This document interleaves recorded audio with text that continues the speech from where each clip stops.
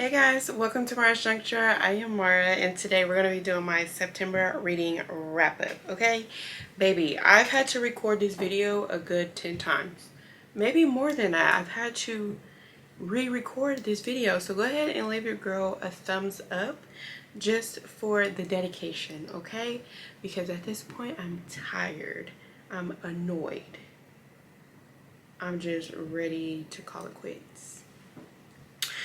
That's been the theme of September for me. Besides my birthday, my birthday. That's been the theme of September for me. Hence why I've only read 6 books. Like smacking me, life been just smacking me in the back of my head, like pop, pop, pop, pop. So, anyways, let's get into the wrap up. So I read 6 books for the month of September, baby. In no particular order, we're going to start with 181 Days by Miss Jasmine Cartwright. Before I get into my books that I read, I just want to say I do not rate my books like on a number scale. I just strictly go off vibes. Like liked it, loved it. It was so for me. So I just want to put that out there. I do not utilize Storygraph or Goodreads just because I just don't. I think that's going to be my goal for 2025.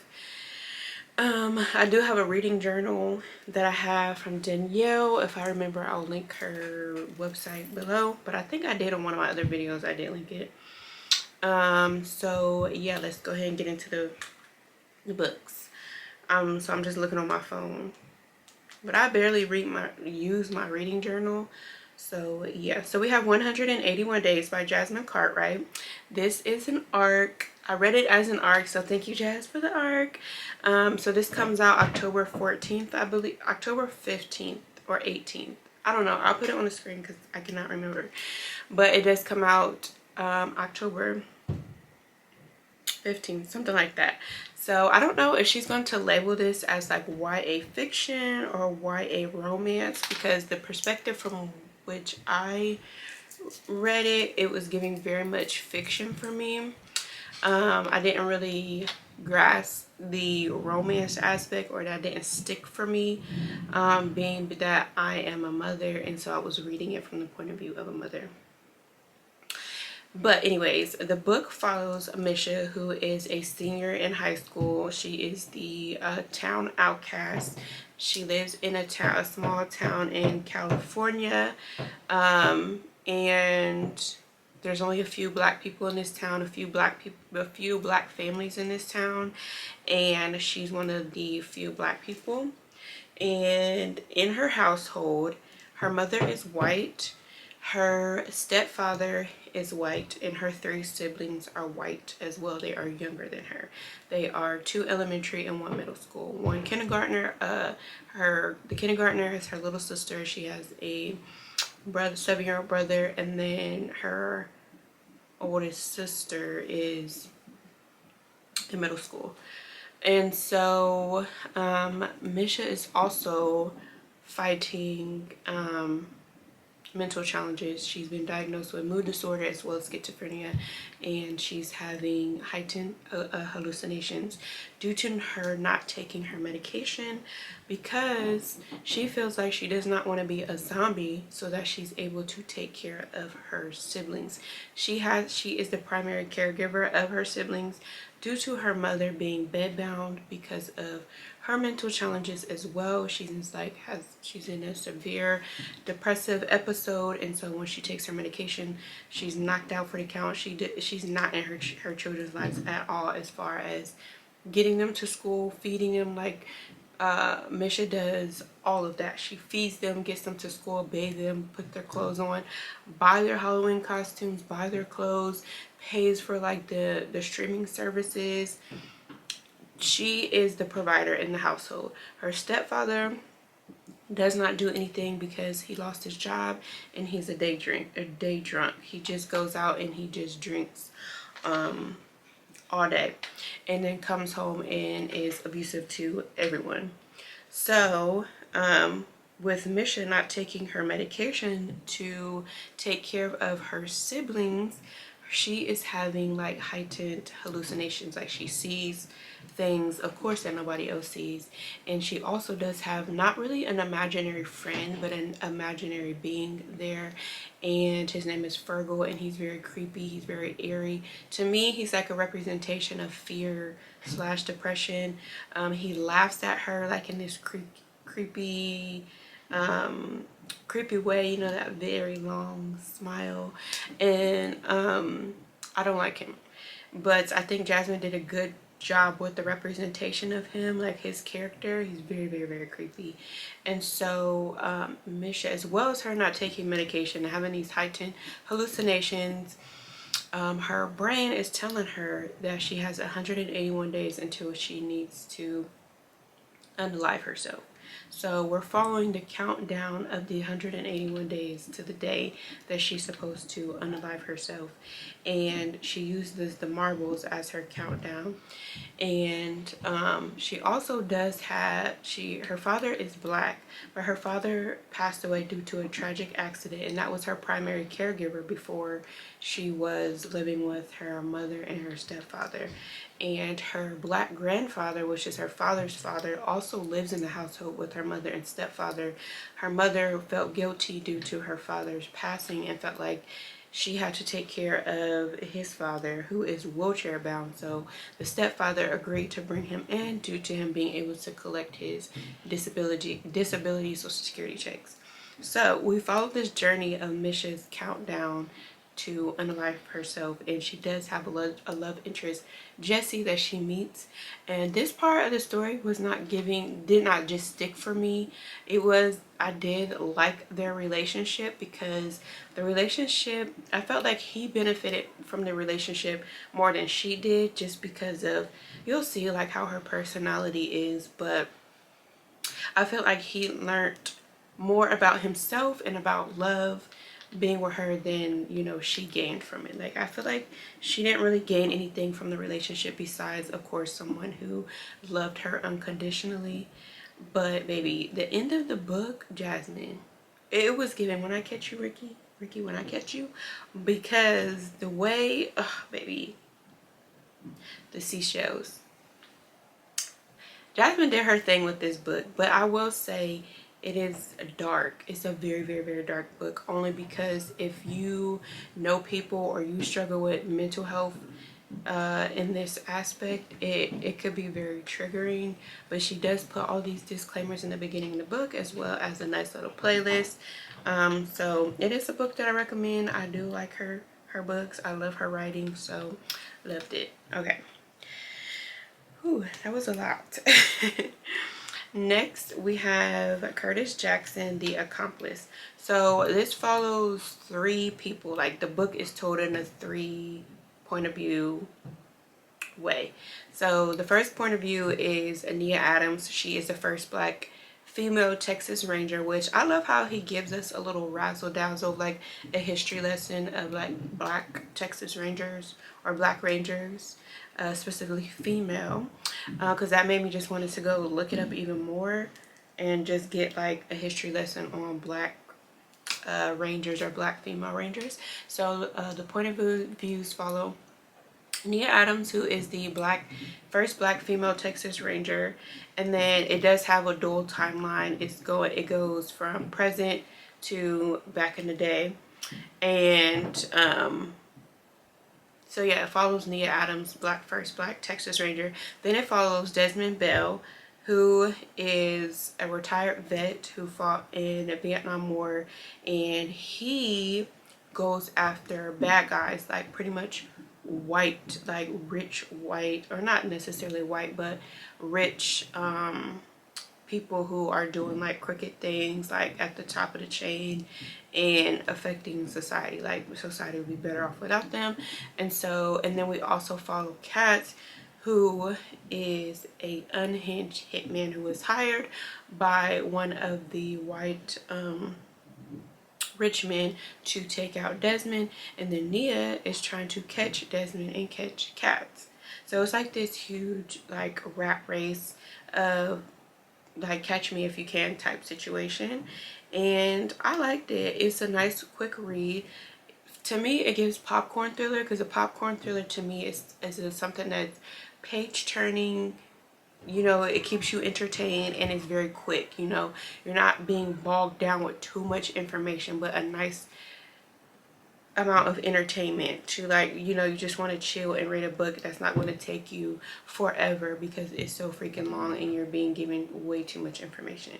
And I feel like he can turn this into a series because the way the book ended, he definitely could turn this into a part 2, part 3, like he could keep it going on if he really wanted to, which is like, it wasn't too, the ending wasn't too open-ended that you feel like you need another book, but like he made it open enough to where he could create another book, you know, to where they could, I don't know, would they be standalones? He could, yeah, low-key could make it a standalone because the way he, I like the way that he ended it because he could do so much with that ending. But yeah, I enjoyed it. So if you need you a nice little popcorn thriller, go check it out. Next we have Armed with Good Intentions by Wallow267. And baby, he had a foreword by Iyanla Vanzant. That's big. To me, that is big to have a foreword by Queen Mother. But I enjoyed his memoir. He does also narrate his own book as well. I absolutely love memoirs, but I love them even more when people narrate their own memoirs. So I'm kind of sorry I didn't get to listen to it on audio. But he did have pictures in his book, and it pretty much, he does give you a backstory of his childhood, and then the rest of the book is like following him in and out of the system, you know, being locked up multiple times in his bids, what he had to go through during his bids, and you know where he is today, as well as, you know, how he fought through that, what clicked and stuck for him to stay out and be as successful as he is today. So I do recommend this book to be gifted to the black man in your life who is maybe coming of age, to, you know, give him, especially if he's in environments where he may be around like the wrong crowd, or just to prevent him from being around the wrong people, you know, or if there's somebody in your life who is struggling with this cycle of going in and out of the system, then I feel like this would be a nice recommendation because it's very inspiring story as well as motivational. Next, because of social media, I had to read this book immediately. It's Out on a Limb by Hannah Bonham Young. Now this story follows Wynn and Bo. Both of them are like disabled representation. She has a baby hand that she was born with, and he was born with out a leg where he has to wear a prosthetic. And so it follows their journey of being new parents as strangers. They were strangers who met at their mutual friend Halloween party, and 5 months later she was on birth control, but 5 months later she ends up pregnant, and so it follows that. But what sold me to keep going onto the story, the author does this nice little introduction of like vulnerability and her being transparent into what inspired her to write this story. I really hope my camera does not cut out. But anyways, and so the author who wrote the book, she struggles with a baby hand as well, so like disabled representation. And that's what sold me, because her just pouring her heart out and sharing, like, based off what, you know, she was saying, the book is giving very much realistic fiction. Like, you could tell she just put her heart into this story and you felt it. Like, it just was a nice fluffy romance, you know. It just, if you want like a nice fluffy read, that's exactly what it's giving. But I just loved, for me, it was just a transparency in the beginning of the book. Y'all know I love nonfiction, so the fact that she just poured her heart out in the beginning of the story sold me. So loved it. If you want you a nice little fluffy disabled representation, but not even disabled, because they don't talk about, I mean, of course they talk about the disability, but like, it's not like, she did a nice balance. It's just a very nice balance, because at the end of the day, they're not disabled, you know, like they are, but they're not. So I think she did a good job with it. I liked it. I love the vibe and the feeling of the book. Next we have Who's That Girl by Eve. Loved it. If you're an Eve fan, you're going to eat it up. She did have pictures in her book as well. And for hers, I had to also listen to it on audio. I had to wrap it up on audio because I needed to listen to her narrate her book. And I loved it. And I liked it because it made me just feel like if someone was to ask her who is Eve, then this is what she would give you. It wasn't like a memoir that was so traumatic or so, and I say that in the most respectful way possible, because no shade to like any other, no shade to any other memoir out there that was like very dark and traumatic, because at the end of the day, you know, those people who didn't ask to be put in those situations. But like her memoir more so focused on like who is Eve. And of course she did go through some things, but she didn't choose to, like, if she did go through some like very traumatic things, she didn't choose to focus on that, but she did speak on some things that were of course very much challenging, but it just was more like a nice little introduction to, you know, who is Eve, especially if you loved Eve. Because baby, them fetish outfits, baby, I loved my fetish outfits. Okay, I remember my fetish outfit. I had a pink one that I loved. It was like a two-piece. It was like a crop jacket, and the jacket, when you unzipped it, like the whole hood filleted out. Baby, you couldn't tell me nothing in that outfit. And of course, I loved her show. Like, I'm a Eve fan, so I enjoyed the memoir, and I think she did a good job on it. Baby, I am sorry if I'm coming off as like so tired, or like I feel like this is the same song over and over, but baby, I'm just trying my best. That's it.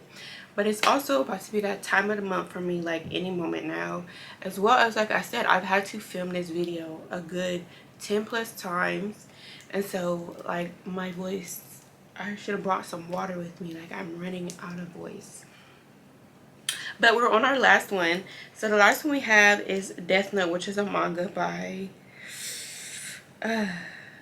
Tsugumi Oba. I don't even know if I said that right. But this is my first manga. So I asked my girl Gaia to give me some like beginner manga recs, and she gave me Death Note as well as Spy Family. And baby, I'm in a whole new world. I told her last night on Instagram, I'm in a whole new world. Like, look at me. Like, who do I think I am? I'm in my manga enemy bag right now, okay? Because last night she even told me, like, girl, you can go watch it on Netflix. And I said, shut up. I had no idea that, like, the manga also had an anime to watch, you know, with the books. Alright, oh, my camera just cut off on me, so excuse me. I'm hoping that I can get through this last one. So like I was saying, hopefully that footage is that recorded before it cut off on me. But I had no idea like the manga had anime to go with it. So last night she was like, you know, you can watch it on Netflix, but make sure you don't watch the live action but the original. So I hit my cut over there to Netflix, and I seen Death Note series. The live action was kind of looking a little too spooky for me, because Death Note, while I loved it, it is not like my type of vibe, because it is kind of like, it's kind of dark, not really but really, you know. And so I did love it. I'm waiting to read book number 2 because my library said it's a 2-week wait. But anyways, it follows Light, the main.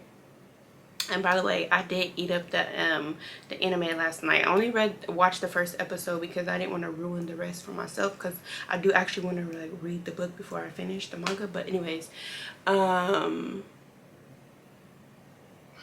don't know what I just said. I feel like what I said just didn't make sense. But anyways, so Death Note follows Light, who finds this book. The book is called Death Note, and it was dropped on the ground by one of the what would you call it? I don't even know how to pronounce it, but it's like are they like gods of the underworld? I don't know. And so they dropped a book, and whoever picks up the book or looks at the book is now pretty much connected to like that specific god who owns the book. You'll be able to see him, but nobody else will be able to see him. And then like in the book, you write somebody's name and like the cause of unaliving and like the time, and it'll, you know, it'll actually happen. And so Light uses the book to get all the criminals, but then now there's this guy who's trying to find who, because the guy low-key knows, it kind of knows what Light's power does. Like, he's trying to figure out like how this person is able to do this, and he's like cracking down on Light, but Light baby is like 10 steps ahead of everybody. So I like really enjoyed it, and then I enjoyed the anime even more because it's like the book came to life, and I'm like, baby, I am eating this up, like I need more. So drop me some manga recs down below that's more like lighter than Death Note that I can eat up, because baby, prior to this, like the only like manga and anime that I was aware of was like in high school and like middle school was Sailor Moon. Like the girls used to eat up Sailor Moon. That's all I seen everywhere was Sailor Moon manga everywhere, and of course the anime and Dragon Ball Z. But as far as like actual like physical content, it was always Sailor Moon. I ain't seen nothing else besides Sailor Moon. But do y'all like Sailor Moon? Like, should I start Sailor Moon? But anyways, yeah, drop me some manga recs below that you think I would like. But I feel like my camera's about to cut off on me again, baby, and I'm not recording this video for the 20th time, okay? So if you haven't already, go ahead and subscribe to my channel, Rocking with Your Girl. Be sure to give this video a thumbs up if you made it this far and you made it this point into the video, because that means I've actually dedicated myself to be able to keep this video edited and uploaded. Because baby, the way I've been the way life been squaring up with me, and yeah, drop me some recs below. If you read any of these books before, let me know how you felt about them. Or if you have a book rec to drop your girl, go ahead and put it down in the comments. And I thank you guys so much for watching, and I'll see you in my next